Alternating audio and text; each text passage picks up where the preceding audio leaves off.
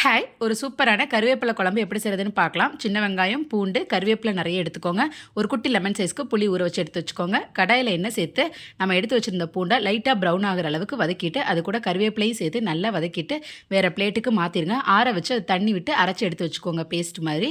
அப்புறம் அதே கடாயில் எண்ணெய் சேர்த்து கடுகு, உளுந்து, அது கூட வெந்தயம் சேர்த்து பொரிஞ்சதுக்கப்புறம் நிறைய சின்ன வெங்காயம் சேர்த்துக்கோங்க. அப்போ தான் டேஸ்ட் நல்லாயிருக்கும். சின்ன வெங்காயம் நல்லா வதங்கினதுக்கப்புறம் நம்ம அரைச்சி வச்சுருந்த பேஸ்ட்டையும் சேர்த்து பச்சை வாசம் போகிற அளவுக்கு நல்லா வதக்கி விட்டுருங்க. இப்போ பாருங்கள், எண்ணெய் பிரிஞ்சு வந்ததுக்கு அப்புறமா புளி சேர்த்துக்கோங்க. கொஞ்சம் மஞ்சத்தூள், குழம்பு மிளகாத்தூள் சேர்த்து தேவையான அளவு உப்பு சேர்த்து நல்லா கருவேப்பிலை சேர்த்து குழம்பு நல்லா வேணுங்கிற அளவுக்கு கொதிக்க விடுங்க. நல்லா வத்த விட்டதுக்கு அப்புறமா லாஸ்ட்டாக தேங்காய் அரைச்சி ஊற்றிக்கலாங்க. உங்களுக்கு தேங்காய் வேணாம் அப்படின்னா விட்டுறலாம், ஆப்ஷனல் தான்.